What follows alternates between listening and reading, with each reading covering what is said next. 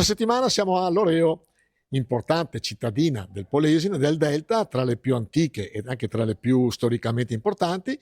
Cercheremo di conoscere un po' di storia di questa città che ha nel suo DNA la Serenissima da una parte, ma anche una storia che risale a più di 1000 anni fa. E quindi andremo a ascoltare il sindaco, andremo a ascoltare i cittadini e le varie associazioni nel nostro format per conoscere questa nostra provincia, la provincia di Rovigo. Andiamo. Con Moreno Gasparini, sindaco di Loreo, terzo mandato, quindi lei conosce sicuramente bene la sua cittadinanza, sì, conosce sicuramente bene Loreo, e quindi cominciamo con la prima domanda, pregi e difetti, anzi cominciamo con i pregi dei cittadini di Loreo. I cittadini di Loreo è una grande famiglia, siamo 3300 anime neanche, siamo una grande famiglia che si è consolidata nel tempo, che ormai tutti ci conosciamo, tutti sappiamo chi siamo, quando si va in piazza o al mercato il martedì ci si saluta, se c'è l'occasione si parla col sindaco per qualsiasi problemi grandi o piccoli che ci siano, quindi io ritengo una grande famiglia. I loredani hanno, secondo me, tanti pregi, perché io comunque ho riscontrato in tanti anni da sindaco, ma anche prima da amministratore, prima di fare il sindaco, l'orgoglio loredano comunque di appartenere a Venezia, di appartenere a Serenissima, e c'è comunque una, come posso dire, una chiara identità delle nostre popolazioni, anche se non è un comune molto grande, però quando si parla dell'antica città del Delta c'è come posso dire, quell'orgoglio loredano di un'appartenenza, di un'identità, comunque di una grande storia, di 1000 anni di storia della città di Loreo e di tutto quello che è stato negli anni, come posso dire, il percorso della storia che ha vissuto Loreo, quindi orgoglio, memoria, storia e cultura. Di dov'è lei? Io sono di Rosolina. Ma è a Loreo per... Vengo perché mi è sempre piaciuto questo paese e lo frequento da anni. Lei però non è polesano, o sbaglio? No, io sono nato in Sicilia, di sangue toscano, vissuto all'estremo nord. Ma ecco, quindi facendo un giro geografico come la sua vita, Loreo cosa rappresenta secondo lei in questo contesto? Un bel paesino con una storia antica, persone eccellenti, è secondo me uno dei posti più belli con Adria e Chioggia. Cittadina loredana che abita da altre parti di Loreo, però Loreo cosa rappresenta per lei? Beh, sono le radici Loreo e anche il mio servizio sociale, se si vuole, civile, lo svolgo qua, anche parrocchiale, ecclesiale, chiamiamolo come vogliamo, insomma. Ecco, come trova Loreo rispetto ad altri paesi, visto che lei conosce un pochino tutta la zona? È un paese, come lo trovo? Lo trovo nella realtà rurale che si ritrova, nella realtà del Basso Polesine, nella realtà particolare del paese in cui forse è ancora possibile vivere la dimensione umana. Loreo era dentro la Repubblica di Venezia, 1000 anni fa Loreo esisteva già ed era il baluardo della Serenissima verso i papi e gli estensi, quindi una fronte Loreo di difesa che andava a tenere a bada quello che era il perimetro della Repubblica di Venezia. Il dogado di Loreo all'epoca comprendeva tutta la parte del Polesine del Delta del Po.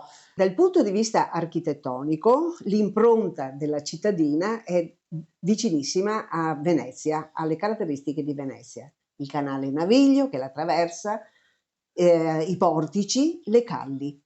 Dal punto di vista politico, Loreo sembra nascere nel 1094 con il privilegium laureti concesso dal doge Vitale Falier.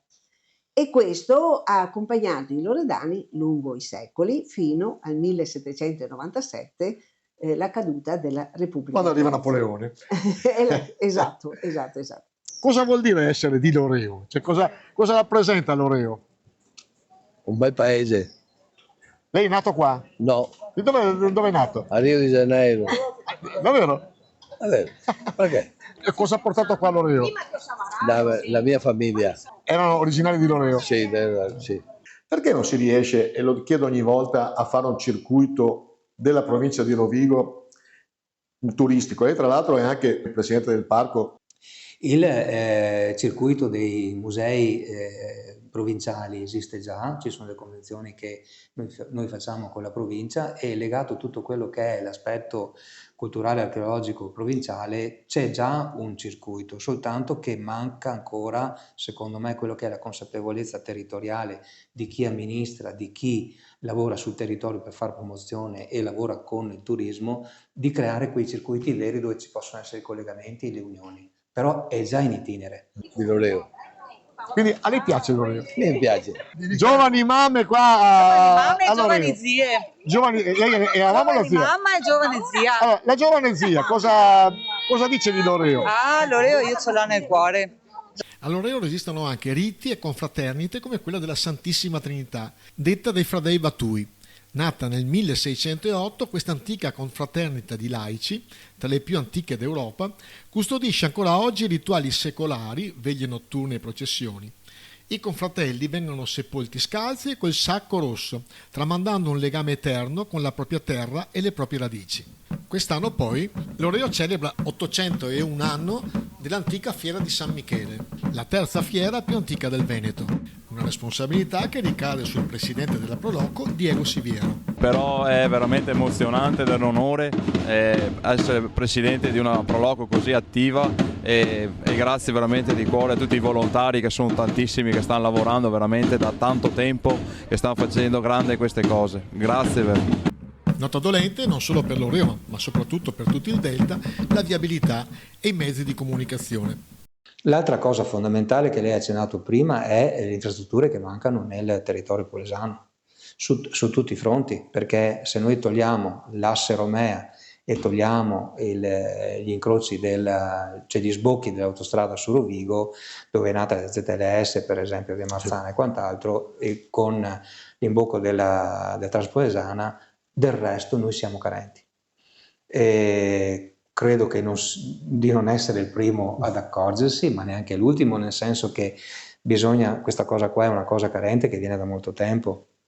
Io ho sempre detto, ho sempre sostenuto che se noi non portiamo la 4 corsie dalla fattoria, tanto per capirsi, dalla fine della Transpolesana che si versa sulla Rovigo-Ferrara, se non prendiamo la 4 corsie da quel punto lì, che l'Eridania, cioè per Crespino, Polesella Crespino sì, e Paposse c'è già, basterebbe solo potenziare quella strada lì, non dobbiamo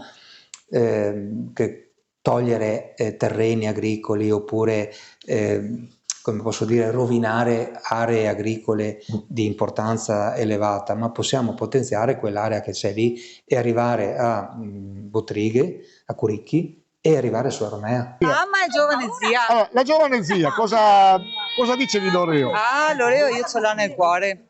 Loreo è il mio paese, nel bene, nel male, nel brutto e nel bello, però io sono orgogliosa del mio paese. Voi a occhio siete pensionati? Sì.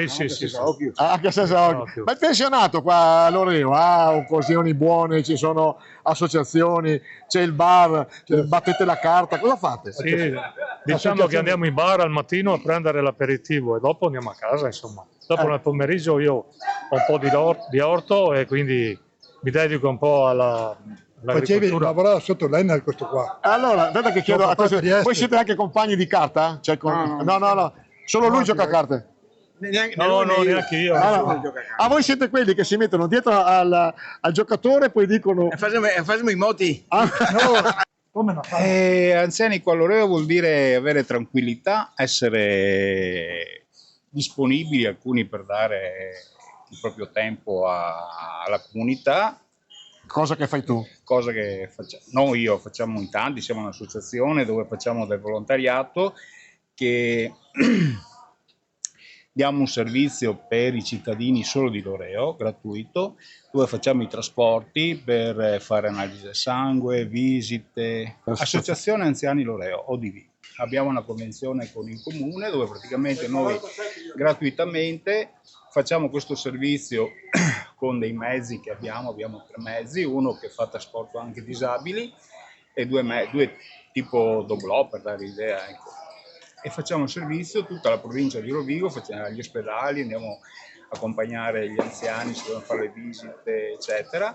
e anche andiamo fuori provincia, Padova, Treviso, dove devono andare praticamente, tutto gratuito. Prima le parlavo di 3 milioni e mezzo sulla rotabilità per agevolare il turista da Verona in poi per scendere verso il Delta del Po per fare la giornata o la settimana turistica, ma stiamo anche facendo piste ciclabili per creare infrastrutture, ma le piste ciclabili non sono che Venezia-Ravenna perché l'Adriatica porta verso sud o da sud verso nord, ma stiamo creando i cosiddetti baffi delle arterie principali che sono l'Avento e l'Adriatica che si incrociano proprio qua in Volta Grimana, ma attorno a quelle piste lì più grandi che sono tra virgolette le autostrade della bicicletta si collegano delle piste secondarie che portano al Museo di Adria, all'Antiquario di Loreo, a San Basilio, al Delta del Po, a tutti quegli hub culturali, enogastronomici di seconda, io dico di seconda mandata, ma non sono di seconda mandata.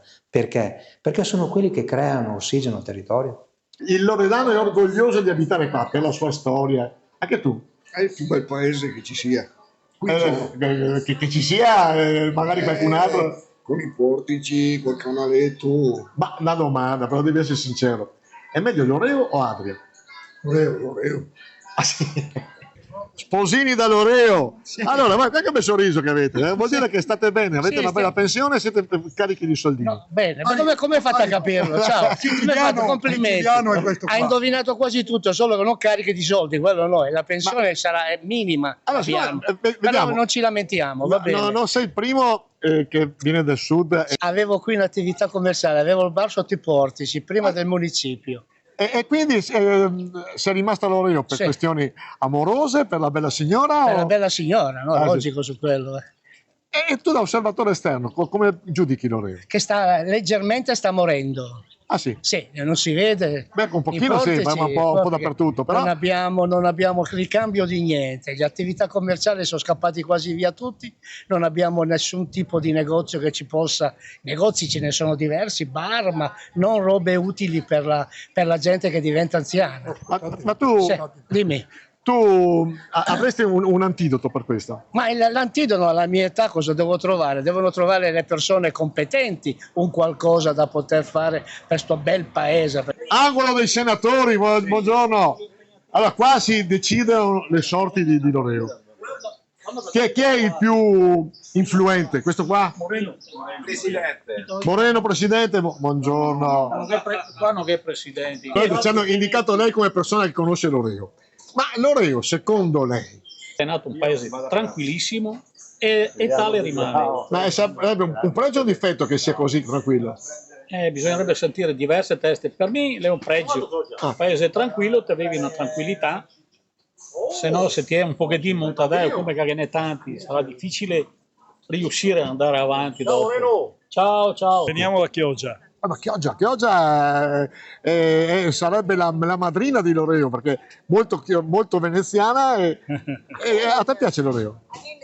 Allora ogni tanto veniamo a fare una passeggiata in occasione del mercato. Allora, visto che la confrontate con Chioggia, ha qualche caratteristica veneziana particolare Loreo secondo te? Beh, storicamente ho sentito che nel passato, addirittura nel periodo della Repubblica di Venezia, Loreo era importantissima come sede della Repubblica. Ma non più di Chioggia? Beh, più di Chioggia no, assolutamente.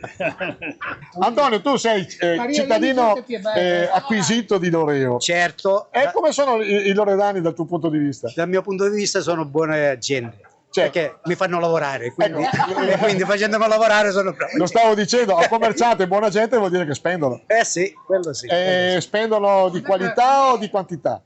In tutte e due cose sono bravi. Che lavoro a Sicilia, Sardegna, ho vissuto in Sardegna, sono tornata qua per mio padre. E sei di Loreo? E sono nata a Loreo.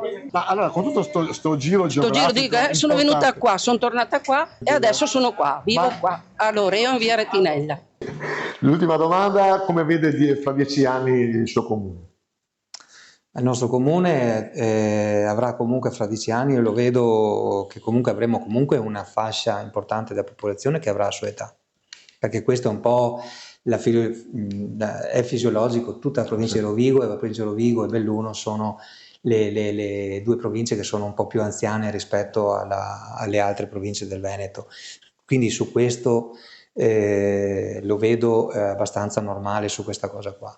Vedo invece che bisogna lavorare insieme, qui sì, che non abbiamo spazi di pensiero, ma bisogna lavorare insieme per quello che è l'aspetto di immigrazione, e a tutti i livelli e tutti come posso dire, i posti amministrativi, dalla prefettura in giù, bisogna comunque che tutti lavoriamo a quattro mani per questa cosa qua. Di positivo invece, cioè, che non sono negativi questi, ma di super positivo vedo che senz'altro crescerà la consapevolezza che qui abbiamo un territorio magnifico, stupendo, che possiamo veramente lavorare, come dico io, invece solo con la pesca e l'agricoltura, anche su quello che è il turismo.